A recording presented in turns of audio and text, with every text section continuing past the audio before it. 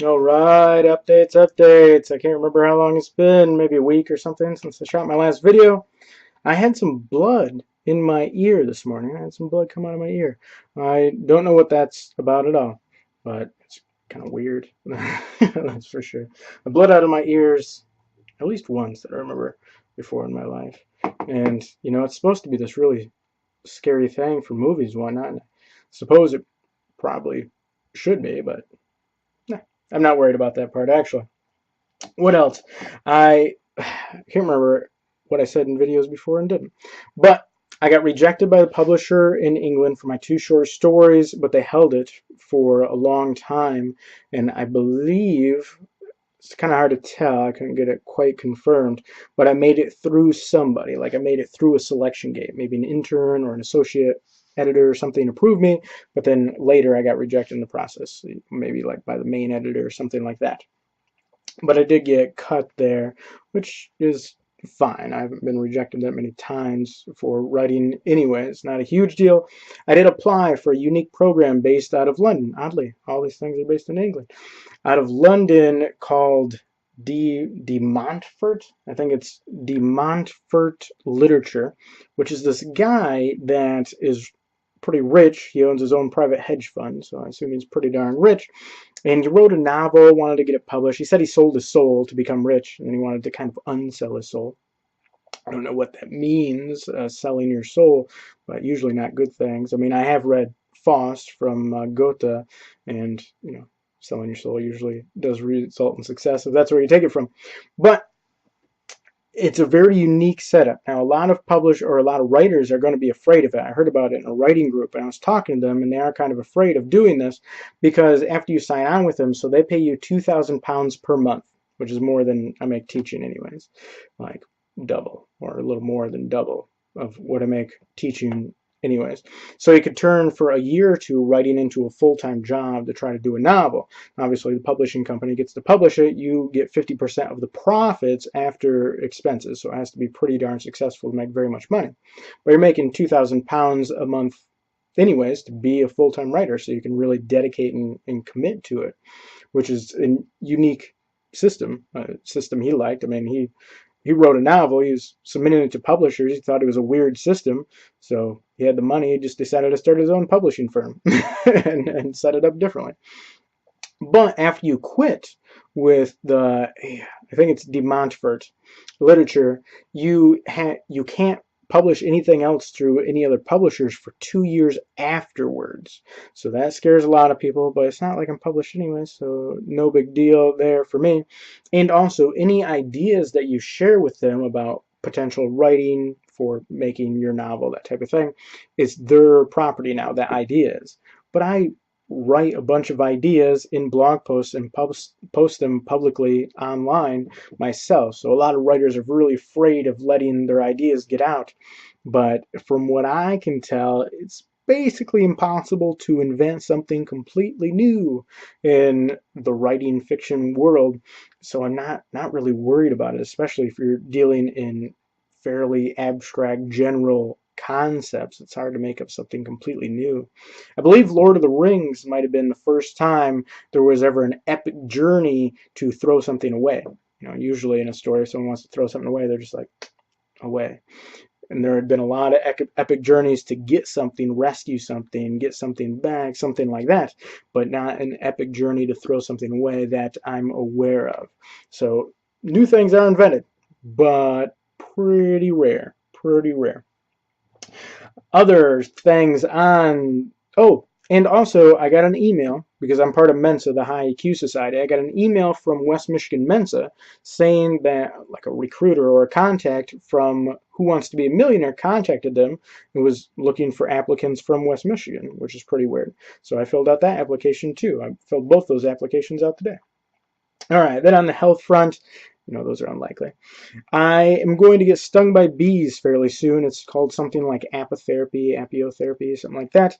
Anyways, bees have some weird stuff, that cortisol, all sorts of stuff in their stingers, and it affects the immune system a lot, obviously. I have a lot of things wrong with my immune system. That's why I can't eat very many foods other than meat and raw milk, raw goat's milk, not cow's milk. And actually, I do better on the meat too. I just have had a hard time letting the raw goat's milk go because it tastes so good. It's the most sugary thing I can have. It tastes like candy. But I'm going to have this done. They do it in Grand Rapids. I know a guy that's had it done and has had a lot of help with his various joint issues, arthritis issues, stuff like that. We'll see how it goes. I mean, if it could like reset my immune system somehow, I mean, it could go really bad, but it could go good. So we'll see. And then I drank some silica water, and that seemed to go okay. There have been studies that on silica water, which is the easiest to get is at like Myers or Walmart, is Fiji water. It's a mineral in the water. If you drink it in fairly high doses in a fairly short period of time, it will help clear some aluminum out of the brain, which is very interesting. And so I drank some of that and seemed to feel decent on it. I've been taking iodine in a mixture called Concentrace, which is a mineral mixture, which makes a lot of sense because iodine is used for like thyroid issues, adrenal issues, things like that, because the glands, when they're making hormones, take a lot of iodine, and every cell in your body needs iodine, especially in the cell membrane. Well, I've been in constant pain for over 2 years, almost 3 years, something like that. And my heart rate has been insane. My blood pressure's been really high. I have a headache all the time. And so my hormones have just been cranking, obviously, to reach those states, right? My resting heart rate is like 100 beats per minute. My blood pressure is really high. And MDs, part of the reason I don't go to MDs anymore is because they don't even want to look for a source. They're like, hey, your blood pressure is high. Take this blood pressure pill. This is as far as the look. Will not listen to anything else. Will not think about anything else. Will not, nothing. Just nothing. Won't even have the conversation. Blood pressure pill, next patient. You know, I could just order the blood pressure pills. Anyways, so hey, that's interesting. That's really interesting because I've been taking iodine now consistently for over a week, maybe 2 weeks, and I think I have a little more energy, not much. I feel really energetic right now. I just came back from the chiropractor, and the neck and skull adjustments went well, and the rest of the spine adjustments went well, and I slept a ton yesterday. I work from about 6 to 9 or 10 every morning, and I went to bed last night at 5 p.m., right? So like I slept from 5 p.m. until like 10 p.m. I woke up maybe for an hour, then went back to sleep, and then slept until almost 6 a.m. this morning. So it's ridiculous amounts of sleep like that. That really, I mean, that's like 12 hours of sleep. And there was a time, quite a while, where I slept like 16 hours a day was my average, and that's part of the reason I feel pretty good today. But I have to get a nap fairly soon here because at like 2 a.m. tonight, me, Mom, and Aunt Karen are driving to Omaha to see Amy and her whole family. Mackenzie is having her graduation and graduation party. So that'll be a fun trip.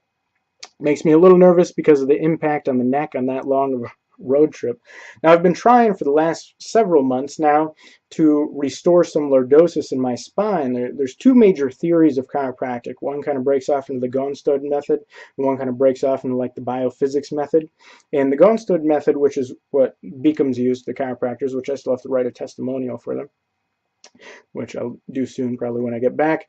The Gonstead method is where they make adjustments and then let the body do its thing, right? It has a metaphysical theory of innate intelligence, that type of stuff. So it's other than the adjustments, it's fairly hands-off, like trying to let your body do whatever it needs to work properly, which works pretty good because the body's really complex, way more complex than doctors understand or even come close to understanding or even try to understand for the most part. And then there's the biophysics method, which is more like your spine's supposed to be in the shape, so what we're going to do is make it that shape, right? You're going to like lay on these things, and it's going to press into your spine and like bend it into the correct shape. Now, the Gonstead method is the one with the skull adjustments that has done wonders for me, and that's really good, right? We had to do some special things, but overall, I've improved a lot since then. But I'm not where I would ideally like to be. I'm not where I wish I was. I'm not sure if that correlates with reality and what's possible or not, but I'm not where I wish I was. So I'm going to keep trying stuff. And one of those is more biophysics oriented, which is essentially rolling up a towel, putting it behind my neck. Now, I tried that on the floor a little while. It didn't feel right, and only for short periods of time. Now what I did is I squished that towel down more and kind of drew it out a little bit so it's smaller. And now instead of directly on the floor, I use it in a recliner position on the couch, and that isn't as extreme on my neck. I also use it for significantly longer. I just watch a television show while I'm doing that, and I take it out whenever it starts to feel weird at all. Now the idea is to start reforming the connective tissue. That'll take months, right? I always used to say when I was helping people fix their shoulders and that type of stuff, that bones and muscles takes about 6 weeks to heal. Connective tissue takes about 6 months to heal. And a lot of times that isn't true. A lot of times it takes more like 12 months to heal connective tissue. So as you're trying to reform, as I'm trying to reform these ligaments and tendons in my spine, in my cervical spine, to create a curve there that we don't know if I had originally because we don't have x-rays from when I was younger, and my spine looks pretty straight and there's no degeneration in the disc, which makes us think that I could, because of the spinal deformities, have just been born with a straight neck without a curve. Nevertheless, I've been trying this for the last couple of months, and it seems to be stabilizing it a little bit. So I've done more walking, and I've done a little more driving inadvertently. I'm not trying to because I know they're bad for me, but I just have hanging out with Kristen and the kids, Evie and Judah and stuff, and going to petting zoos, which was a lot of fun and whatnot. Evie's just... she's really into animals right now, which makes a lot of sense. You know, who isn't into animals? And I seem to hold up better to impact. Now, it's not insane, right? I'm not going to go out and run. I wouldn't normally drive a long ways, although I'm driving a long ways starting later tonight. So that's ironic. But I wouldn't be looking for a lot of impact necessarily, but I seem to be taking it a little bit better, which leads me to believe that maybe another year of leaning into this lordotic curve stuff, combined with my normal adjustments, or the adjustments I get normally, which I'm down to 2 a week, which is good because I started at 6 a week, I may be able to do some more stuff, which is good. You know, maybe eventually in the future I'll be able to go on a hike without coming home and passing out for 2 days. That would be good. What else? What else? Stem cells. So I contacted a place in Panama. Panama is the best country in the world for some cutting-edge medical stuff just because the laws allow it. A lot of the trouble, I mean, all of the trouble in the medical industry in the United States is because of the laws. It's just bad laws. And, which they're not getting better, so it's not going to get better. Stem cells are doing some amazing stuff. Mel Gibson is a huge promoter of stem cell stuff. His father, when he's 92 and he's having horrible stuff, he was in a wheelchair. He took him to Panama to get stem cell therapy, and like a couple of weeks later, he walked out. So pretty cool stuff, and Mel Gibson promotes them for free. I contacted them to see what it would take because stem cells hopefully could try to repair my immune system, for one thing, because I'm having that major issue, my hormone system, I'm having that major issue, my heart issue, and the rest of my organs that I'm not even doing tests on to check. Obviously, those are probably having major issues because that's highly correlated. And also my neck. And it would cost about 30 grand. I think 30 grand for like a week of treatment. So not cheap, and I'm currently defaulting on technically a credit card. It was medical bills that I paid off on a credit card, which is really stupid. I got that under $10,000. Now I'm defaulting on it. That was an interesting conversation with Chase Bank. I decided that ethically it is completely irresponsible and to a large extent not acceptable if someone gives you a personal loan, especially if they're relying on it, to not pay them back. But an organization like that does not see it as a personal loan. It's a business investment, obviously, with a set default rate calculated in. And yeah, so on the ethical part, actually, it's a failed business experiment, which, you know, I've had those myself, that's for sure. Now, my car, so stem cells I would hope to do in the future, but I have to come up with 30 grand cash. So I'm going to have to figure out how to make money, real money, which I'm still teaching every morning, but, you know, that's barely enough to survive in my mother's house, and everything's falling apart. I mean, I got tape on my computer. We'll see if I ever get a new computer. I've had my boots stitched together by a cobbler. Yes, there's still a few cobblers in the world. There's one in Grand Haven to keep those, but they're falling apart. There's almost no tread left on them, and they're Doc Martin, so they started out with some hefty tread a few years ago. And my car has 3 brakes working on it right now. It's just broken the two rear struts are blown on it. There's 3 working brakes, which is kind of crazy. There are 0 working handles. I have the one handle ripped out, right? There's 2 working windows, or 1 working window, I think now. And the windshield's cracked, and it's leaking all of the fluids. It's leaking brake fluid, oil, gas, and coolant. So those are really 4 important fluids. It's leaking all of them because all the lines are pieced together, because I've had our neighbor Tim working on it to try to keep it going for the last several years since I got back from Africa. I kept thinking, I'll just keep it going for a little while longer, and then I'll be healthy, and then I'll be able to make more money and then get a car. And yeah, we all know how that went. It did not work out quite right.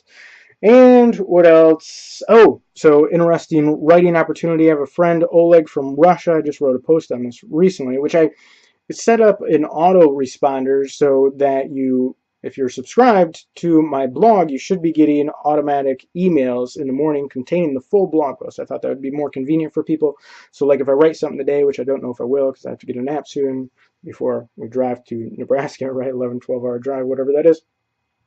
Which I have to, we'll see how that goes, but we're doing it now. So if I write something today, then at 6 a.m. tomorrow, it automatically mails out to the entire list. I also have myself on the list, so I see how the emails look, and they seem to be working pretty good. But spam blockers could be blocking them, and they also might just block the pictures, so you might have to you might have to get it out of spam, and you might have to just allow the pictures. But I'm diving back into writing. I was off it for a while because I was kind of focused on other things, increasing health and whatnot, which strength is like, I'm getting quite stronger. I'm still kind of flabby, like I have, some extra fat on there, but I'm getting quite a bit stronger. I learned that the huge thing, well, there's several huge things, is to stay in this center line. Like, don't go out here, don't do any weird movements with weight, and then really light weights. I use 3-pound weights to work out now, and I might try to move up to 4, 5, 6-pound weights. We'll see how that goes. But if I stay really light, I stay really controlled in a certain range, then it doesn't pull my neck or my spine out of alignment. But if I go heavy or go in a weird direction or anything like that, then it does pull my spine out of alignment. So I've been avoiding that quite a bit. Anyways, Oleg from Russia. I got this friend in Russia. He writes in English. There's a certain name for that. I can't remember what it is. And he knows several languages, and he teaches German in school. He's amazing with languages, and his English is amazing too. And he translates stuff for other friends, but he's huge into horror, and his friends are huge into horror. I'm not huge into horror, but hey.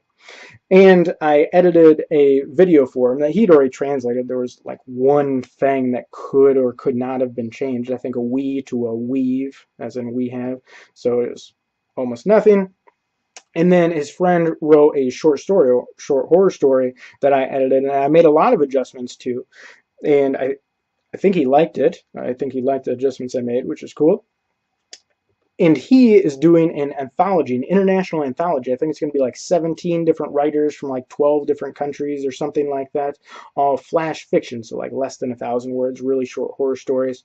And I'm going to be one of the contributors. Hopefully I'm going to write a story and he's going to like it and put it in this anthology, but I'm also going to help him co-edit it. And that's hopefully going to come out in 2019 because the stories he's making due by January in 2019, so later that year probably. Hopefully that'll come out. And I've got a really cool one which came in my frustration with the medical industry about kind of a spurned patient torturing a doctor, and then as treatments he like offers him painkillers and blood pressure pills because his blood pressure's high, but he won't stop torturing him, so he won't stop the cause, he'll just treat the symptoms. I think it's very ironic and funny. I have to see which direction I'm going to do the point of view, from the doctor's point of view or the patient's point of view. Maybe I'll do both and submit one. Maybe we can get both in there. We'll see how it goes. I wasn't going to use it because horror isn't normally my thing, and it sounds very Stephen King-like, but hey, now I have to write a horror story, so it kind of works out good. So we'll see how that goes. And I think that's it. I'm reading like 14 or 16 books or something at the same time. So you know how that is. And I downloaded Arabian Nights on audiobook for possibly part of the drive to Nebraska. It's like 11 hours. I could do the whole thing, but we'll see how that goes. I've never read Arabian Nights. I've read stories from Arabian Nights, but I've never actually just read it. And I'm diving back into Freud a little bit, which I rejected Freud a long time ago because of I liked his early work with Joseph Breuer, but then to a large extent he got obsessed with sexual stuff, and then which is why him and Breuer broke off, and a lot of other people broke off. And I mean, I like Adler stuff and I like Jung stuff, and they both had to break off with Freud because Freud was this crazy, charismatic, cult-like personality, which is part of why he became so famous and grouped all those people around him. And then his philosophy just became like worse and worse later in life. But he has this concept of like a primary and secondary drives or action drives, which he calls essentially the pleasure principle and the reality principle. And then there's the morality principle, which is kind of the super ego basis. And I don't like the whole id ego super ego thing, like the map of the mind, of a mindscape, some people call it, or a mental landscape. Doesn't I don't think it's a great model. But this idea of the pleasure principle, but if we expand it, so it's not ontogenesis, not just evolving out of children, and the reality principle is like the adult, instead like scrap that whole thing, which is kind of like the parent, adult, and child ego states from Eric Berne. I don't particularly like that either, although it is useful for seeing how people relate and talk to each other. Eric Berne's stuff is very good on transactional analysis. But Freud, to a large extent, it seems to me, if you take that pleasure principle and you expand it to, say, all pleasure, the pleasure of watching a sunset go down, essentially all meaning and all value, more of like a Frankl, like Viktor Frankl, this Franklian perspective of creative, experiential, and attitudinal values. So if you take creative, experiential, and attitudinal values and you put those into the pleasure principle, and then you connect that with these essentially wishes divorced from reality, so a little bit of fantasizing type of stuff is very possible, which is completely not realistic at all, and then it collides with this reality principle, and then it breaks off into different forms like play or neurosis or art and fiction and all of these types of things. That makes a lot of sense. And Freud's work on, I think it's called Creative Writer and Daydreaming. The Creative Writer and Daydreaming is beautiful. It's only a few pages long, and it's the best work I've ever encountered from Freud. Very good, and I think that works pretty well. So I've been diving into that recently, and then a lot of other literature stuff. So Friedrich Schiller on the education of man, or on the aesthetic education of man, which were like letters to a prince that he wrote about art, which is super interesting. And Jerome Bruner's Actual Minds, Possible Worlds. This thing is just like above my intelligence level right now. Like I'm picking it up, but it's difficult material to move through. I mean, I've put some work into getting that little far into that book, and that's definitely expanding me there. And then Lev Vygotsky, Mind and Society, which this guy was just an absolute genius, died in like his 30s from tuberculosis in the Soviet Union, way ahead of his time. Some of his concepts are really good. And I'm, well, still working on Chronicles of Narnia and the Kingkiller Chronicles and Lord of the Rings and Harry Potter, and it's so interesting to read those all next to each other. What I found is Lord of the Rings is, so that's all three books in there, and I'm that far in. So not that far in, maybe halfway through the first book, something like that, maybe a little more. And I read it as almost like a history book, just set in a fantasy land, which is a very interesting way to read it, I think. But to a large extent, it's unique because it's a fairy story, right? They talk about fairy stories. Tolkien wrote essays on fairy stories. C.S. Lewis wrote essays on fairy stories. They both worked at the same university, Oxford University, and they were both teachers there. They were both part of the same writing group. Very super interesting relationship. Super interesting relationship. And it's more adultish. I think it's very adultish. It's pretty serious and adult-like.